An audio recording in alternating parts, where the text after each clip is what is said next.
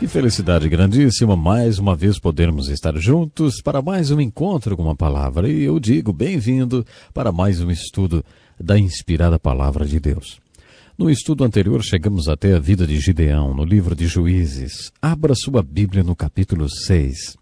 Vimos como Deus usou Gideão para derrotar os midianitas, um povo ímpio que oprimia os filhos de Israel naqueles dias. Deus provou de maneiras maravilhosas quem ele era. Descobrimos que Deus queria provar Gideão. Nos capítulos 6 e 7 do livro de Juízes, observamos Deus dando prova de si mesmo para Gideão e também provando-o. Você pode chamar isso de o desafio de fé de Gideão. Por exemplo, uma das primeiras coisas que Deus mandou Gideão fazer para provar a sua fé tinha a ver com o seu pai, que era um dos idólatras do povo e tinha construído um altar para Baal, um deus pagão. Deus disse a Gideão: olha, eu quero que você pegue o melhor boi do rebanho do seu pai. Nos dias de hoje seria a mesma coisa que dizer para pegar um equipamento caro. Por exemplo, um trator no valor de mais ou menos uns 100 mil reais. Acorrente o boi ao altar, derrubando-o. Depois corte toda a estátua do ídolo em pedaços e faça uma fogueira. E aí sacrifique o boi no fogo como sacrifício a Deus. Vai e faça isso com o ídolo do seu pai. Isso não foi um desafio? Olha, eu acho que foi. Para algumas pessoas existe uma estrutura de autoridade que nos obriga a fazermos aquilo que nosso pai nos manda fazer. As Escrituras dizem: filhos, obedecei a vossos pais. E eu não acho que isso signifique que um adulto deva obedecer ao seu pai e à sua mãe. Deve honrá-los e respeitá-los, isso sim, não necessariamente obedecê-los. Muitas vezes nos evangelhos Jesus afirmou: quem coloca pai ou mãe como uma prioridade na vida não é digno de mim. Jesus nos desafia a fazermos dele a nossa prioridade, acima dos nossos pais. Isso foi um grande desafio de fé para Gideão. Ele fez o que Deus o mandou fazer, obedeceu a Deus ao pé da letra. Na manhã seguinte, quando o povo da cidade se levantou e viu o que aconteceu ao seu altar e ao seu ídolo, disse: quem fez isso? E a resposta foi: Gideão. Quiseram matar Gideão por haver desonrado Baal. Então algo muito interessante aconteceu. Seu pai tomou partido, defendeu Gideão, e disse: vocês é quem deve morrer por oferecerem ofertas a Baal. Se ele é Deus, deixem que ele mesmo se defenda. Gideão então recebeu o nome de Jerubaal, que significa Baal que se defenda. O grande desafio veio quando Deus mandou Gideão diminuir o seu exército. Esta é uma das maiores histórias do Velho Testamento. Depois de toda a confirmação e afirmação, Gideão levou 32 mil homens para atacar os midianitas. Quando estavam a caminho do ataque, Deus disse: Gideão, você tem muita gente. Se conquistar os midianitas com toda essa gente, você vai achar que ganhou a guerra por causa do tamanho do seu exército. Eu quero que se levante e faça um pequeno discurso. Diga: se algum de vocês estiver com medo, então vá para casa. Eu não preciso de você. Lembre-se de um conceito citado em Deuteronômio 20. Moisés disse: quando você estiver saindo para a batalha para enfrentar um inimigo mais forte, exercite a sua fé levantando-se e dizendo ao povo: você que ainda não casou, mas está noivo, você poderá ser morto nessa batalha, e aí outra pessoa se casará com a sua noiva. Isso não é certo, vá para casa. Se você plantou uma vinha e ainda não colheu o seu fruto, outra pessoa poderá vir e comer o seu fruto, hein? Se você for morto na batalha. Por isso vá para casa. Nós não precisamos de você. Havia muitas categorias como essas nas normas de mobilização para a guerra. O Santo Espírito de Deus fez com que Gideão pusesse em prática a palavra de Deus enquanto marchava com os 32 mil soldados. Gideão se levantou e disse: se alguém estiver com medo, então vá para casa. 22 mil homens foram para casa. Agora ele estava marchando com 10 mil homens e Deus disse: ei, Gideão, você ainda tem muita gente. Se você vencer a batalha com todo esse exército, vai pensar que foi por causa da quantidade de soldados. Por isso, quando você chegar àquele rio, eu vou dar uma peneirada neles para você. Quando eles chegarem às margens do rio, estarão cansados da marcha. Aqueles homens que se abaixarem e largarem suas armas para beber a água, ficarão desse lado do rio. Mas aqueles que estiverem tão ansiosos para lutar contra os midianitas e apenas lamberem a água enquanto atravessam o rio, diga-lhes para ficarem do outro lado do rio. 9.700 homens se abaixaram para beber a água. Deus disse, diga-lhes para irem para casa, não precisamos deles.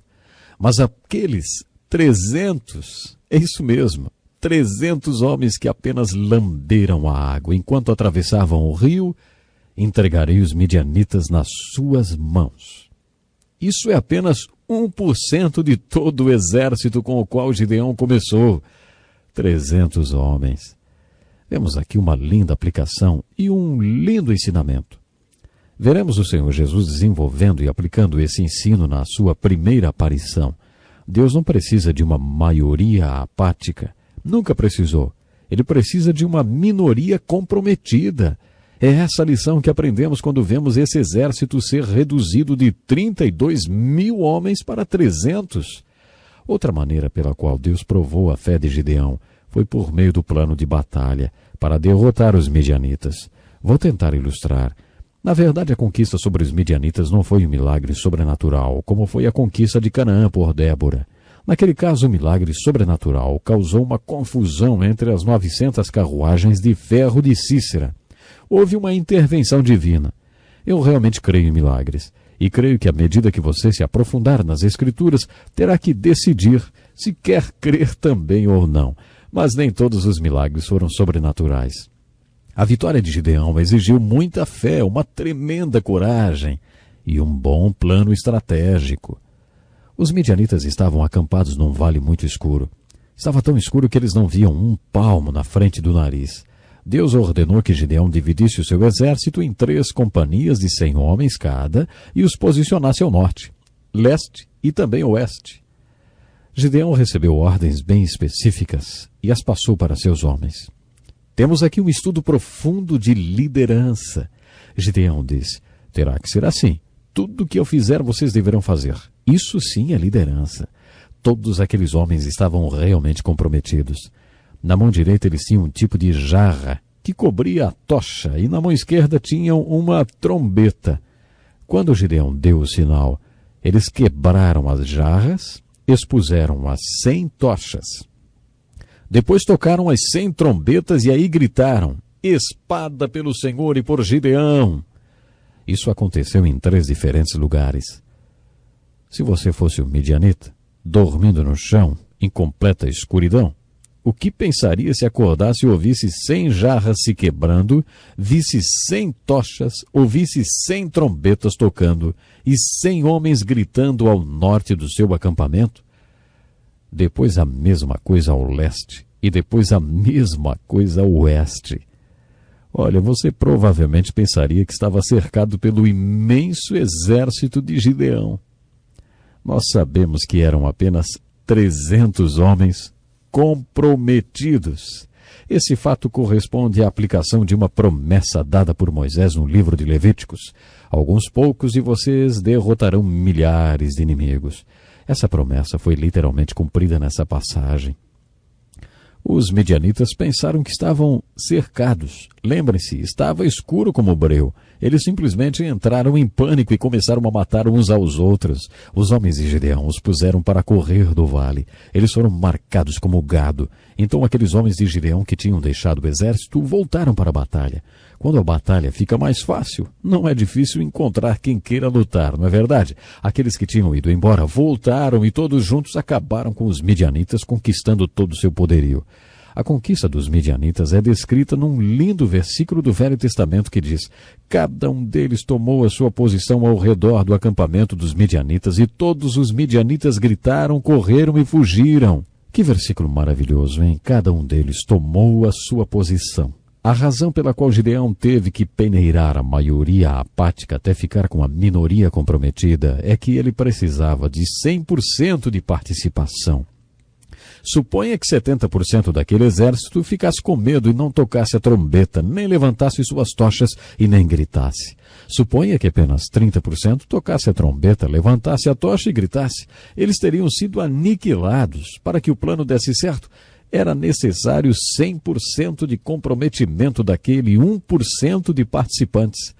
Essa é uma bonita figura da Igreja de Jesus Cristo nos dias de hoje. Deus não precisa da maioria apática.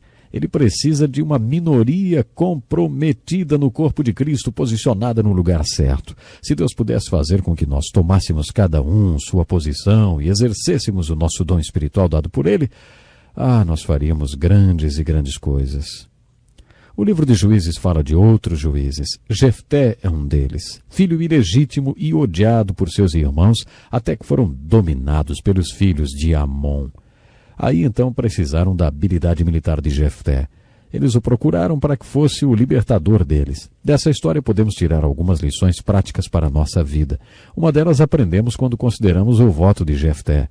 Antes de ir para a guerra, ele fez um voto a Deus. Se eu ganhar essa batalha, oferecerei a Deus a primeira coisa que vir quando voltar da guerra. A primeira coisa que ele viu foi a sua filhinha. Ele ficou com raiva por ter feito esse voto. Quantos males não são feitos pelo mundo afora em nome do bem e em nome de Deus? E Deus não tem nada a ver com isso. Deus não tinha pedido esse tipo de voto, mas ele fez. Houve uma guerra civil na qual Jefté derrotou os filhos de Efraim. Alguns deles estavam escapando pelo rio Jordão e Jefté os capturou, mas não conseguia distinguir quem era amigo e quem era inimigo, já que todos eram hebreus. Por isso ordenava, diga Shibolete. Uma das características dos filhos de Efraim era o sotaque que tinham, assim como acontece nas diferentes regiões do nosso país. Eles não conseguiam pronunciar o som CH, e por isso diziam Sibolete, ao invés de Shibolete. Jefté degolou 42 mil homens, porque eles não conseguiram dizer Shibolete. Algumas pessoas aplicando essa história dizem que é isso que teologicamente fazemos às pessoas. Dizemos, ei, diga Shibolete, e se elas não conseguem dizer, caem em desgraça. Temos esses interesses políticos ocultos. As pessoas nem têm consciência que fazem isso. Apertamos a tecla rejeição porque as pessoas não pronunciam Shibolete do nosso jeito. As Escrituras nos exortam a sabermos em quem cremos e não no que cremos. Enfatizamos demais o eu sei no que creio. O apóstolo Paulo afirmou, eu sei em quem tenho crido e estou bem certo de que ele é poderoso para guardar o meu depósito até aquele dia. O livro de Juízes tem muitas aplicações para a nossa vida pessoal, para a nossa nação, para a nossa família. Leia o livro de Juízes. Eu quero encontrar você no nosso próximo programa. Até lá então. Este é um estudo escrito pelo Dr. Dick Woodward, na voz do pastor Edson Bruno.